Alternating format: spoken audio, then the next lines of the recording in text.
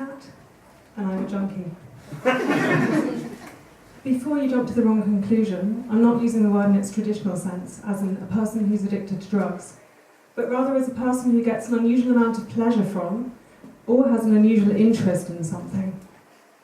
In my case, I'm unusually pleasured by the act of consuming, digesting, and assimilating any research which could broadly be classified as belonging to the field of personal development or self-improvement. In other words, however you want to package it, I'm a self-help junkie. For as long as I can remember, I've been obsessed with trying to improve my life in my quest to become the perfect human being. I basically conduct my life as one big experiment, which is why I carry a test tube around with me at all times. Apologies for that joke. Even as a child, I was desperate to crack my bad habits and streamline any tasks I was faced with for maximum efficiency. A prime example of this would be the countless hours I wasted, practiced, peeling an orange in polite company. I'm not sure if any of you have ever tried to achieve that ideal combination of maximum amount of flesh and minimum amount of scarf on the finished product, whilst trying to avoid squirting juice everywhere and getting your hands sticky. But if you have, I'm sure you'll agree getting it right is an art unto itself.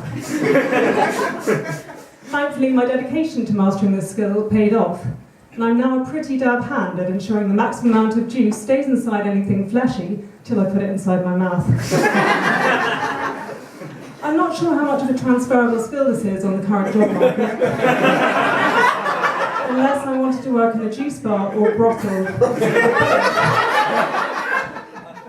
But I'm still very grateful I made the effort at such an early age, because it showed me that practice does indeed make perfect, given the right amount of pressure.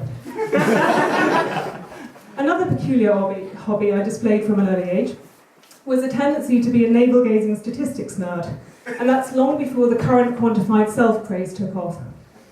For those of you who haven't heard of this scintillating trend, it's basically a load of saddos like me getting off on collecting data about themselves, right down to the timing and consistency of their last bowel movement.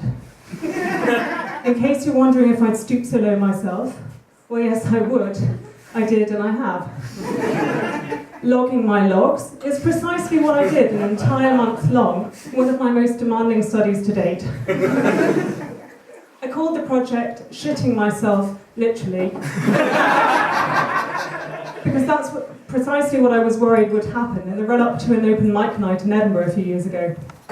I hadn't spoken in public for about 3 years, and I was pretty nervous at the prospect of returning to the stage. To make things worse, I developed IBS and severe social anxiety in the meantime, which meant I was genuinely concerned that I literally would be shitting myself, not only in the run-up to the event, but also during it as well. I decided to investigate my fear statistically by logging the timing and texture of my logs using the Bristol stool scale as a guide, and plotting the results against how anxious I was according to the Hamilton Anxiety Rating Scale.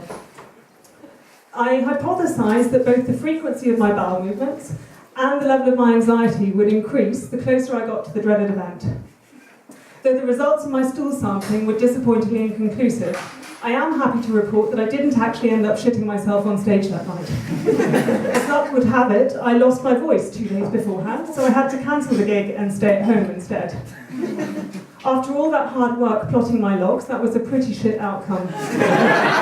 Though obviously not literally, because nothing came out of it. A more recent crap experience, which sadly also gave me ample scope to feed my self-help addiction, involved dumping of a different kind. My last boyfriend broke up with me in January this year. It hit me hard. Mainly because I thought I was the one who was going to be doing the dumping, not him. I was pretty annoyed that he beat me to it.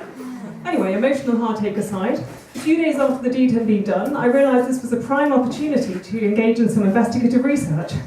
So I trawled the internet for tips on how to survive a relationship breakup, and catalogued every strategy I could find, and decided to work through them one by one in a year-long project called You've Been Dumped. So I won't be doing the big reveal until the beginning of next year.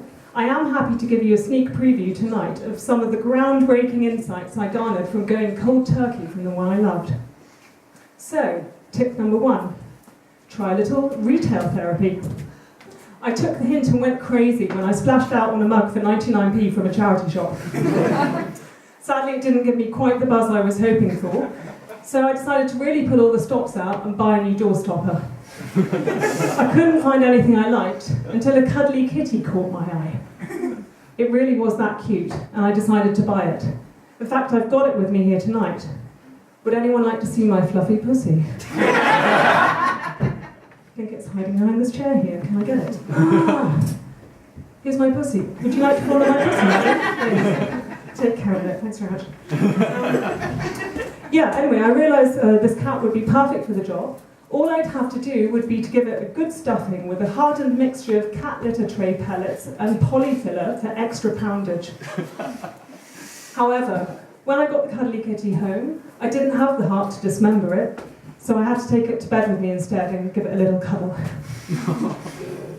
Which brings me to the next hot tip from the so-called breakup experts. Remove all bedding to get rid of bad bedroom energy. Worst fucking tip ever.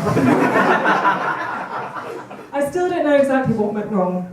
All I do know is that I checked and rechecked the dimensions of my mattress and my duvet and still somehow managed to end up buying the wrong size of sheet and a duvet cover 2 sizes too big. By the time I'd realised my mistake, I was too tired and angry to trek all the way back to IKEA to get it exchanged. So I've still got the ill-fitting bedding now. I'm somehow not quite managing to achieve that luxurious boudoir look I was going for, in the hope of tempting new lovers into the lair. It wasn't all bad, however. I did discover during the course of my research some genuinely useful things which none of the so-called experts seem to have picked up on.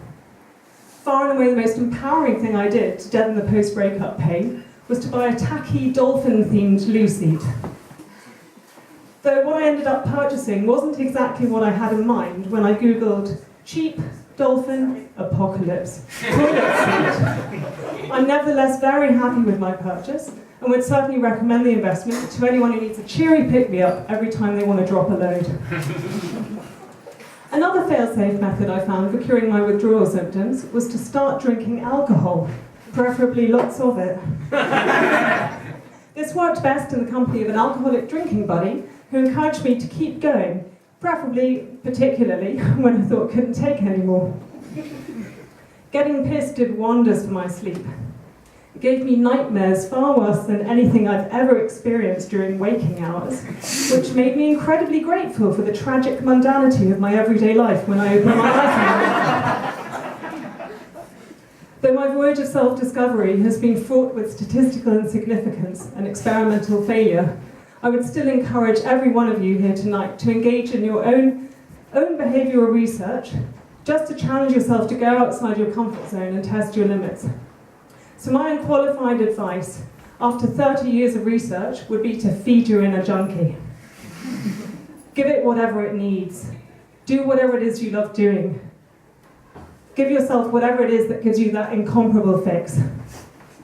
Since there's no time like the present to start changing your life, why not start your own investigative research here and now by getting a lot of drinks from the bar during the break and seeing just how far over the limit you can go.